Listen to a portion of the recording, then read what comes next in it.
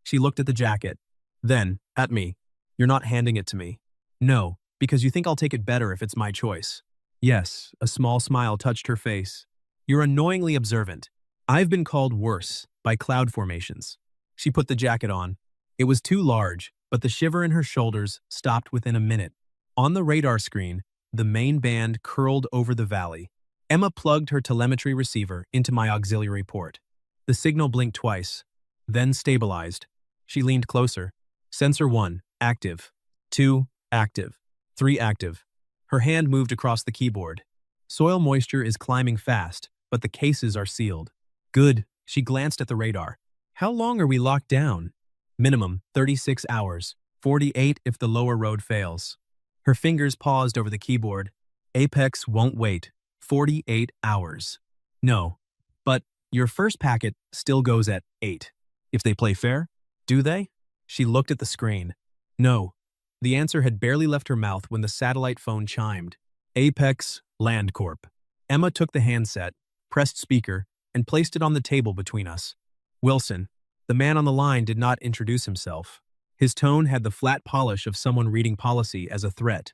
Ms. Wilson, due to weather-related liability acceleration, Apex is moving the initial transmission deadline to 4:00 A. Failure to transmit by that time will be treated as breach under emergency access terms. Emma's eyes narrowed. That clause applies when my delay creates site liability. My sensors are live at the approved coordinates. The amended deadline stands. You know the storm is blocking broadband.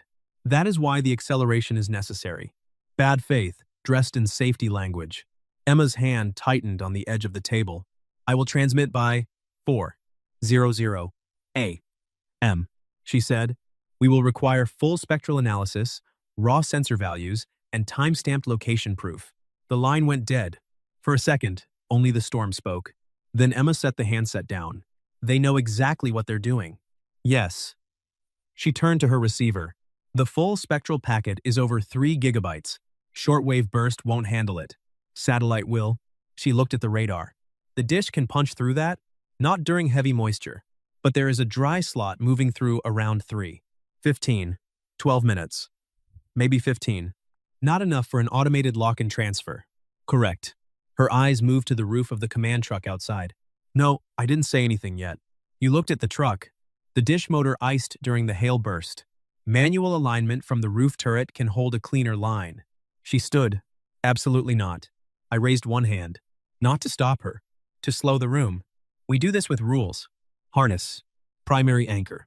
Jack aware by radio. Exposure limit. 8 minutes per attempt.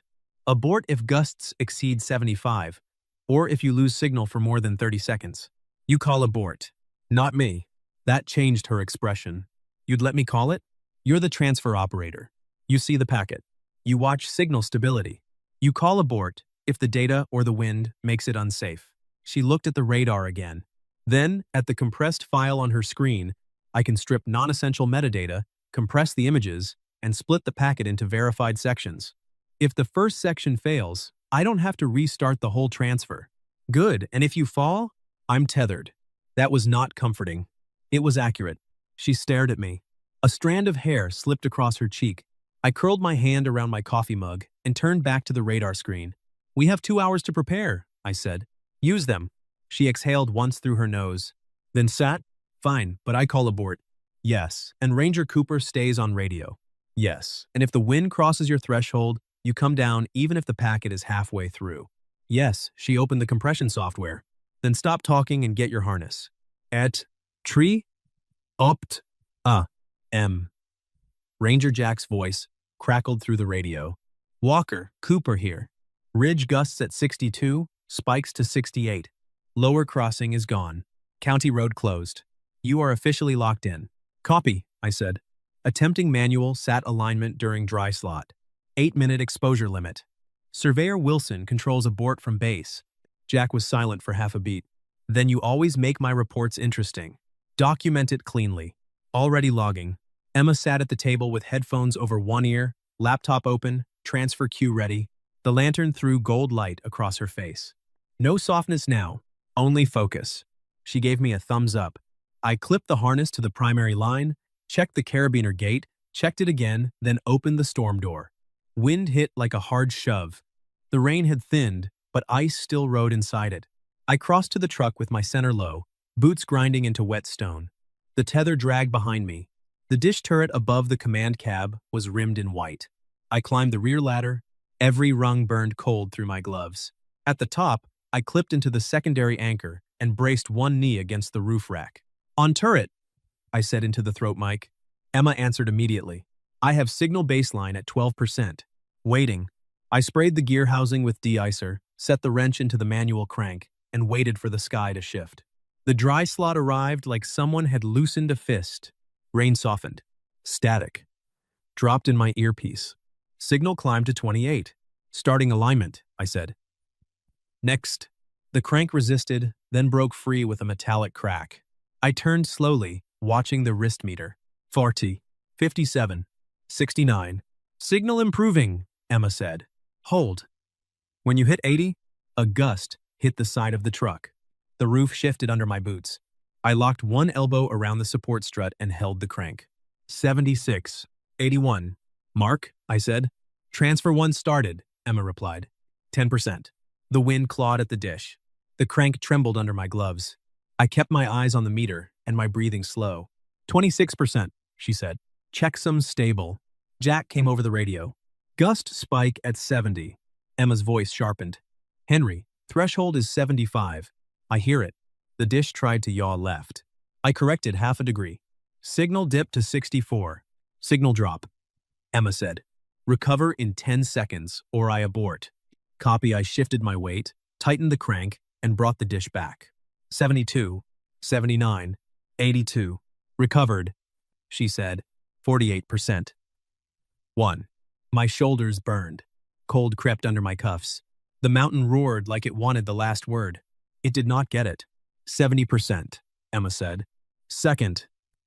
"Packet queued," Jack said. Wind easing. 61. "Keep going," Emma said. Not pleading. Commanding. Good. 92. 98. "Transfer complete. Apex receipt generated." I held the dish 5 seconds longer while she verified. "Direct receipt from Apex server," she said. Her voice changed. Not softer, stronger. "Timestamp?" Tress. 24. A.M. Packet accepted. I locked the turret, clipped the crank, and climbed down before the next band hit. When I came back through the storm door, I was covered in sleet and mud. Emma stood by the stove with a wool blanket folded over one arm. She did not step into my space. She set the blanket on the chair beside me, then stepped back toward the stove and poured coffee into a tin cup. "Sit," she said. "I need to log." "Ranger Jack is logging." "I am logging." "You are sitting for 90 seconds. I sat. The chair creaked under wet gear. She handed me the coffee. Her hands were steady now. "Apex sent direct receipt," she said. "But I forwarded it to Jack and copied my contract file before they can pretend it didn't happen." I wrapped both hands around the cup. "That was your win. You held the dish. You hit send." She looked at the radar screen, then at the storm-dark tent wall. "And I called abort threshold." "Yes, you listened." "Yes," she nodded once, as if filing that somewhere important. Then she sat across from me with her own cup, steam rising between us. For the first time all night, the silence in the dome did not feel like waiting for something to break. It felt like shelter. By late afternoon, the storm had moved east. The valley below looked rearranged. The basin where Emma had started her tent had become a wide brown sheet of moving water. The place where her sleeping bag would have been was under 8 inches of runoff. A broken branch floated past the sensor flags. Emma stood beside me on the ridge, wearing my field jacket over her own shirt, tablet in hand. She did not say anything. She took a photo, then another. Documentation first. Emotion. After. "Jack will need those," I said. "I know." We spent 2 hours retrieving sensors, once the water dropped enough to cross safely. I wore chest waders.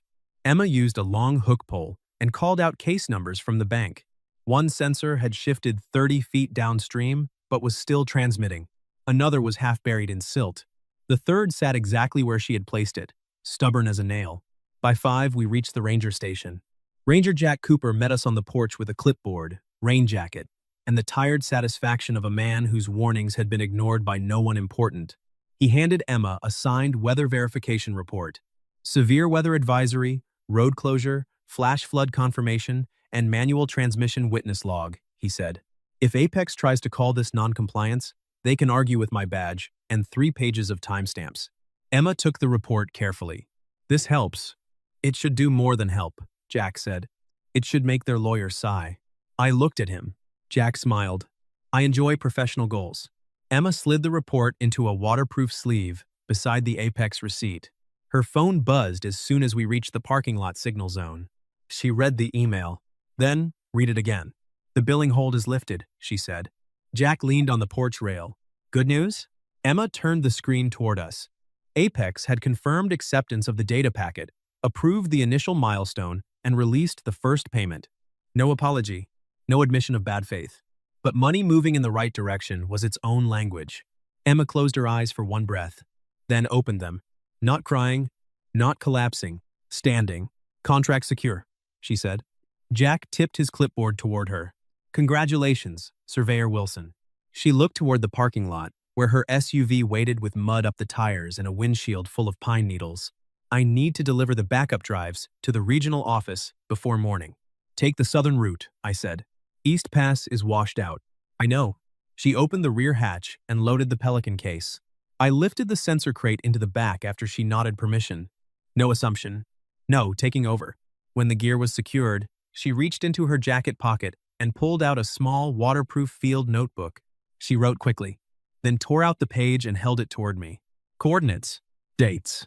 Weather exposure notes. Badlands Survey Corridor. I have another route next month, she said. Apex will not be the client. I fired them in the politest email I have ever written after the payment cleared. But the new client wants independent meteorology attached to the field plan. I looked at the page. This is a retainer offer. Yes, standard rate. Standard rate. Scope? Route planning, weather windows, comms backup, and telling me when public forecasts are lying. Jack coughed from the porch. Highly specialized. Emma ignored him, but a smile moved in the corner of her mouth. She looked at me directly. I don't need rescue on the next route. I need a partner who respects the data. The pine trees dripped behind us. The air smelled of wet gravel, diesel, and the last metallic trace of the storm. I folded the page once and slid it into the pocket beside my pressure log. For years, I had chased weather because storms were easier than staying. They came, they broke, they moved on. No one expected a storm chaser to build anything that lasted. Emma had just handed me a route. Not a confession. Not a promise too big for a parking lot. A practical future. I'll review it tonight, I said. Safe corridor by morning. Her smile came fully then. Not soft. Bright. Earned. I'll look for the email. Henry. 1 week later, Ranger Jack's report did exactly what he hoped. Apex tried one final penalty letter, claiming weather liability acceleration remained valid despite transmission. Emma attached the server receipt, Jack's road closure report, the flood photographs, and my meteorological timeline. Their legal department withdrew the penalty within 4 hours. Her milestone payment cleared. Her independent firm stayed open. Apex Land Corp lost the right to use her data after she terminated future work under the bad faith clause. Marianne, her contract attorney, found buried in the same vendor agreement they had tried to use against her. She sent me one message after the withdrawal came through. They tried to weaponize the storm. The storm filed better paperwork. I forwarded it to Jack. He replied, "Frame that." I did not frame it, but I saved it. The week after that, Jack called me back to the ranger station to sign the supplemental field report. The storm had damaged 2 footbridges, wiped out a lower service road, and left enough debris in the basin that the Park Service had temporarily closed the area to non-essential teams.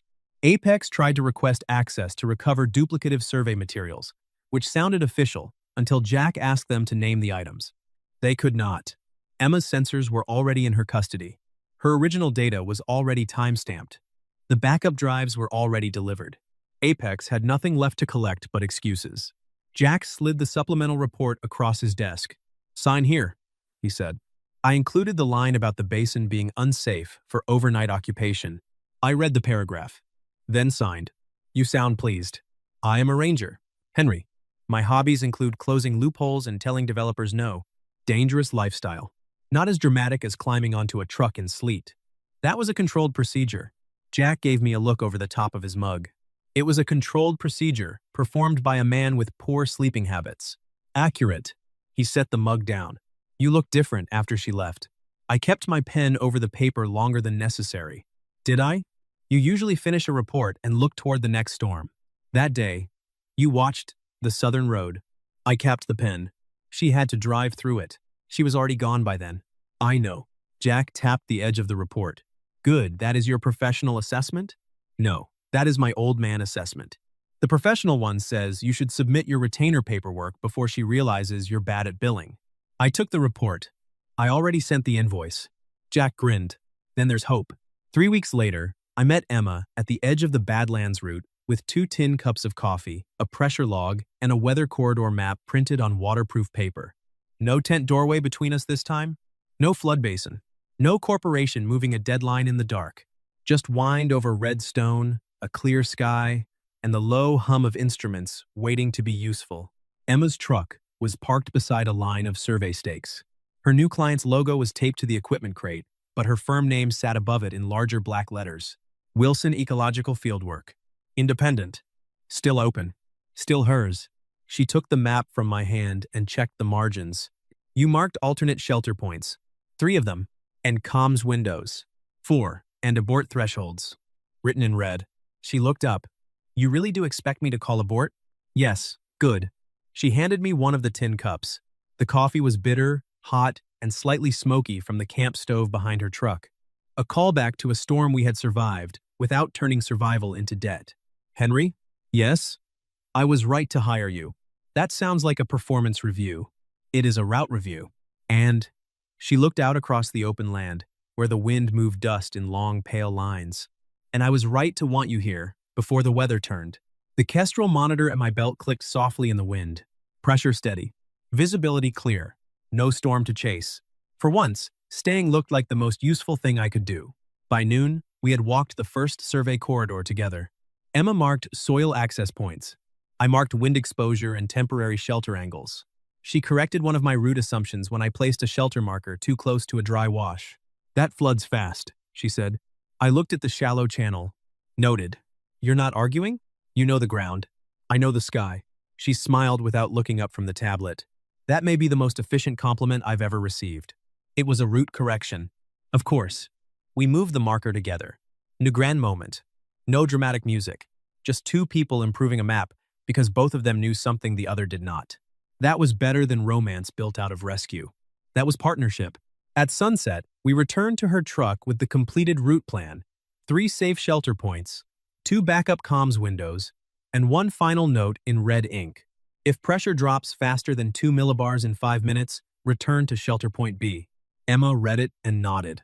Strict, useful, annoyingly useful, consistent branding. She poured the last of the coffee into my cup. The Badlands turned copper under the lowering sun. The air smelled of dust, sage, and cooling metal from the truck hood. Emma leaned against the tailgate, tablet tucked under one arm. You know, she said, when I first saw you outside the tent, I thought you were another man telling me I was wrong. I was telling you the basin was wrong. That distinction saved the conversation. It saved the equipment too. She laughed. Then her expression settled into something quieter. You respected the work before you knew me. I knew enough, I said. You were still checking serial numbers with the storm coming over the ridge. That impressed you? It changed my estimate. Of what? Whether you needed rescue? She held my gaze. And? You didn't. You needed high ground, a better uplink, and someone willing to listen when you called abort. The wind moved between us, clean and dry. Emma looked down at the route map, then folded it carefully and slid it into her field case. Then let's keep building routes that way. I lifted my cup. To high ground. She touched her tin cup gently to mine. To honest weather. The sound was small, metal against metal. The Kestrel clicked once at my belt. Pressure, steady. The sky stayed clear. For once, I did not pack up and look for the next warning sign on the horizon. I stayed until the first stars came out, sitting beside Emma on the tailgate, our boots dusty, our maps done, and the road ahead marked clearly enough that neither of us had to walk it alone. Closing thoughts. Core lesson. Real partnership is not rescue. It is building the shelter so someone can win their own fight. Green flag. They protect your safety, respect your work, and let your victory stay yours. Please like and subscribe so we can share more stories like this. The end.